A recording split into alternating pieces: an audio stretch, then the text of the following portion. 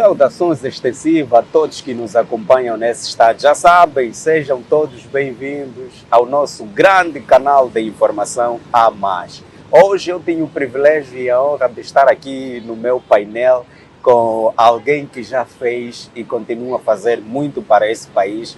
Acredito que muitos, no tempo do Covid, ficaram a conhecer mais desta figura, a qual está aqui comigo, porque ele foi um dos rostos mais vistos nos debates dominical.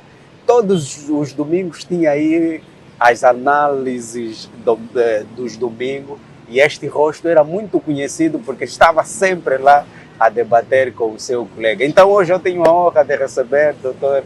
Rafael Aguiar. Muito prazer, seja bem-vindo. Muito obrigado pela atenção. Não contava e, portanto, muito obrigado. Obrigado a nós. Também aceito a gratidão ao nosso canal A Mais, pelo que faz. Portanto, informação é conhecimento, informação é poder, informação salva. É isso. E então, estão de parabéns e queremos encorajar. Muito bem. Doutor Aguiar, muita gente quer conhecer quem é que realmente é o doutor Aguiar, Rafael Aguiar. Bom, eu chamo-me Rafael Daniel Aguiar, sou filho da dona Maria Daniel e do senhor Carlos Aguiar. Nasci em Luanda, no município, na altura era município, não distrito da Ingombota, ali na rua Rainha Ginga. Frequentei o ensino primário aqui em Luanda, mas também no Soio. Aqui em Luanda frequentou o ensino primário na escola do Petro Atlético de Luanda, que fica dentro mesmo da sede do Petro Atlético de Luanda. Ali mesmo, na rua Rainha Ginga, no Eixo Viário. Estudei também no Muto e Aquevela, depois estudei no Puniva, depois fui para o ICED, já a licenciatura, e vim fazer o mestrado na faculdade, mas antes do mestrado, a pós-graduação, aqui mesmo na faculdade de Direito, a pós-graduação em Direito e Sociedade, depois o mestrado em Sociologia, aqui na Faculdade de Ciências Sociais. Portanto, essa é a trajetória acadêmica. Mas, do ponto de vista da ação social, eu já fui da Juventude Tocuista, exatamente. É lá onde eu aprendi o ABC da cidadania e das lutas sociais pelos mais vulneráveis. Depois passei pela Associação Angolana de Defesa dos Direitos Humanos, onde estava o Dr. William Toné e outros. Lá aprendi muito essa vida de lutar pelo bem dos próximos. Aprendi muito sobre o amor ao próximo, a gratidão, a tenacidade. Depois passei pela Liga da Juventude Lusófona como secretário-geral, com Lopes Trigo II, onde me lancei na televisão. Porque ao nível da Liga da Juventude Lusófona, nós, portanto, executávamos programas de ensino da língua portuguesa, matemática. Então surgiu aquele programa na televisão, Quem Sabe Sabe. E eu me lancei naquele programa e era um dos rostos mais visíveis do programa. Depois disso, me tornei comentador já muito cedo da TPA. Na altura, o programa Nossa Geração, salvo erro, tanto na TPA e também nas rádios. Fui comentador de várias rádios, a Rádio Eclésia, depois, mais tarde, a Rádio Queiroz, da Igreja Metodista, e também a Rádio da Esperança da Igreja Tocuista. Portanto, depois da Liga da Juventude Lusófona, entrei para o associativismo estudantil. Mas antes até eu fui do grupo de declamação de poesias. Fazíamos poesias, tem muitas poesias que quando eu tiver tempo vou publicar. Portanto, declamávamos poesia. Depois me tornei vice-presidente da Associação de Estudantes do ICED de Luanda. Mas antes já fazia parte do AEM, que era a Associação dos Estudantes do Ensino Médio, do Puniva. Depois passei para vice-presidente da Associação de Estudantes do ICED de Luanda. Depois passei para presidente da Associação de Estudantes do ICED de Luanda. Fui cofundador da Associação de Estudantes da Universidade Agostinho Neto e chanceler pelo IC de Luanda, e pronto. Depois do associativismo estudantil, onde conduzi muitas manifestações, levei delegações para Huila, para o Kwanza Sul, Benguela, etc. Fui várias vezes detido pela Polícia Nacional, torturado nas cadeias. Por quê? Por causa das lutas sociais que dirigíamos em prol dos estudantes. Eu fui detido mais de 5 vezes, aqui mesmo no 1º de Maio, nesse largo, ali no Largo das Escolas. Aquilo tudo era porque, na altura, na faculdade, na Universidade Agostinho Neto, nós tínhamos uma semana aulas, 2 semanas greve. Então nós tomamos consciência e conduzimos ações de reivindicação no sentido de contribuirmos para a melhoria da qualidade de ensino. Exigimos a construção da cidade universitária por parte do presidente José Eduardo dos Santos. E conseguimos. Conseguimos que houvesse eleições nas universidades, nas faculdades, conseguimos que a cidade universitária fosse construída, conseguimos democratizar a universidade e paramos, as greves tinham parado e, portanto, melhorou-se a qualidade de ensino. Isso foi graças não só ao desempenho do governo, dos professores, mas também ao desempenho dos estudantes.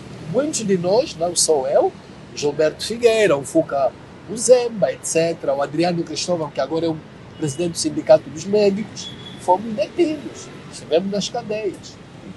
Depois disso, passei para sempre a dar aulas. Eu já dei aulas dentro da Polícia de Intervenção Rápida durante 10 anos. Mesmo esse período que eu ia fazendo o movimento associativo, que hoje chamam Revu, e naquele tempo nós não nos vendíamos. Mas vamos aqui perceber uma situação. Já sendo estudante, já tinha filiação a algum partido político? Era simplesmente... Não. Naquele momento em que eu era presidente da Associação de Estudantes do IC de Luanda, que organizava as manifestações, que era detido, eu não tinha partido político. Tive um convite para ingressar ao MPLA, na altura. Mas é um convite que foi mal formulado, porque como queriam tanto que eu entrasse, então fui convidado para entrar numa reunião. E numa reunião já tinha sido proposto como candidato do MACAP. Eu cheguei na reunião, mas o pessoal, como sabia que eu, como tocuista, não tinha muita inclinação para a política, então o pessoal mentiu, me disse: Aguiar, vais vir para uma reunião. Nesta reunião, portanto, vamos falar da Associação de Estudantes. Foi nos 7.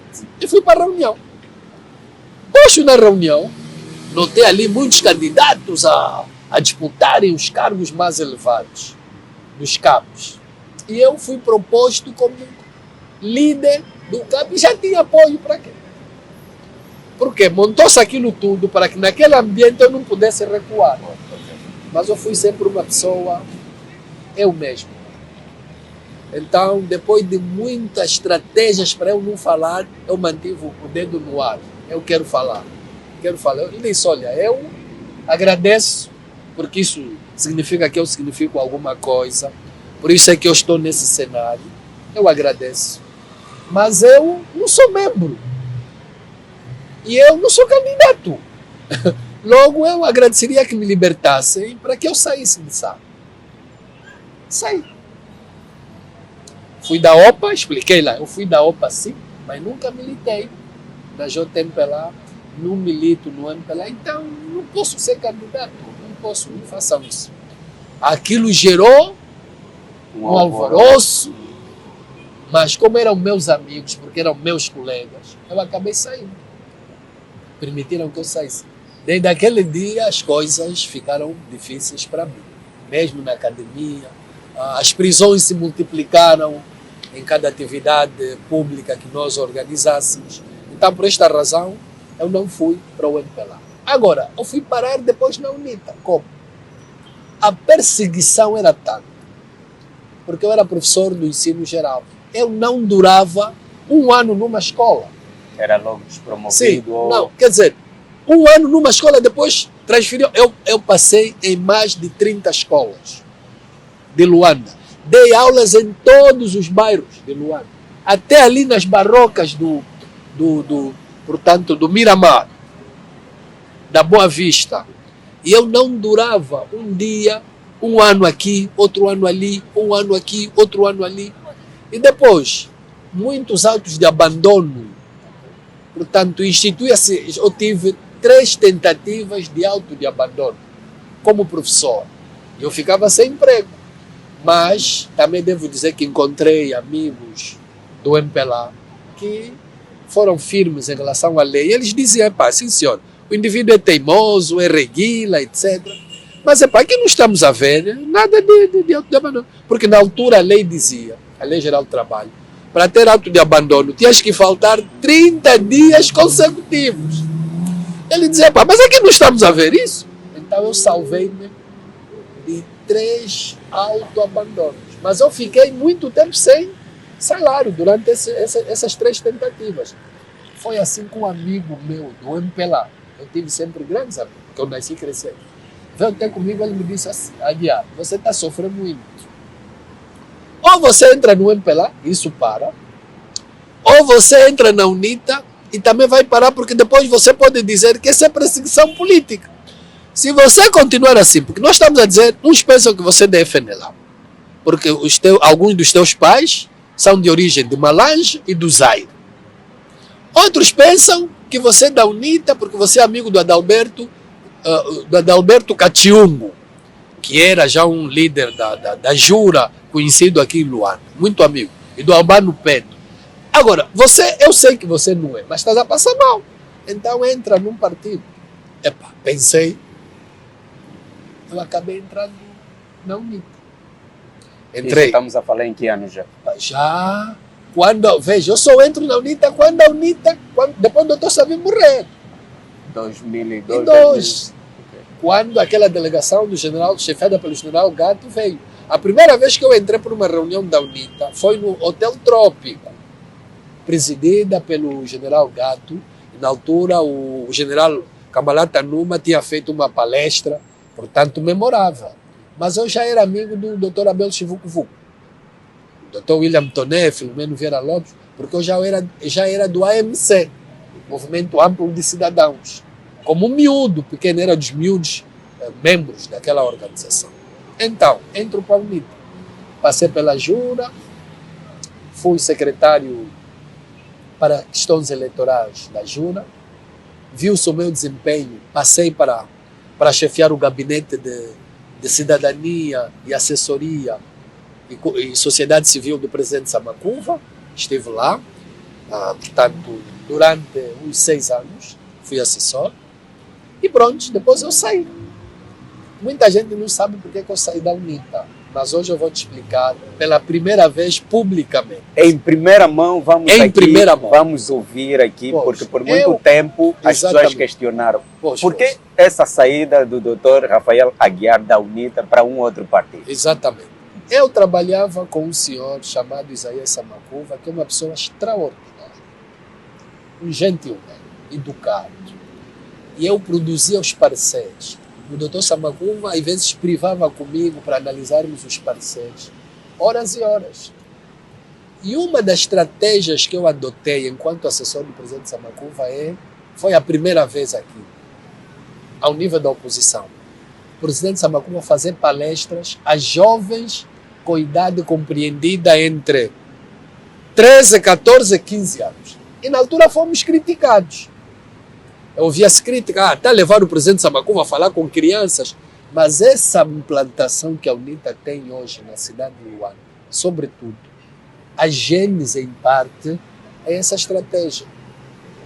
E tudo corria, portanto, bem. No princípio houve aqueles resultados todos, que não eram muito favoráveis, mas depois foi crescendo.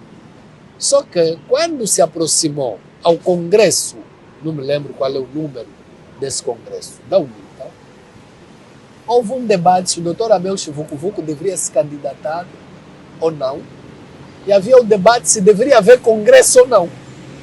E eu fui ler os estatutos da UNITA, e de facto, naquele momento, apesar de eu ser assessor do presidente Samacuva, cujos apoiantes defendiam que não deveria se realizar o Congresso, eu fazia parte desse grupo, mas eu defendia a verdade. Fui sempre assim. Eu disse, não, do ponto de vista estatutário, a verdade é que deve haver congresso. Porque não havendo, pode haver problemas. Então fui conotado a candidatura do Mano Abel, Vucu-Vucu. E na base disso, houve um conjunto de movimentos dentro da UNITA, em que eu movimentos para ajudar a democratizar, ajudar nessa questão, em que eu fiz parte. Mas apesar de eu ser assessor do presidente Samacuva, e na altura até próximo da comissão política, no dia do Congresso, depois de muita luta para ver Congresso, no dia do Congresso, eu vou para o civismo.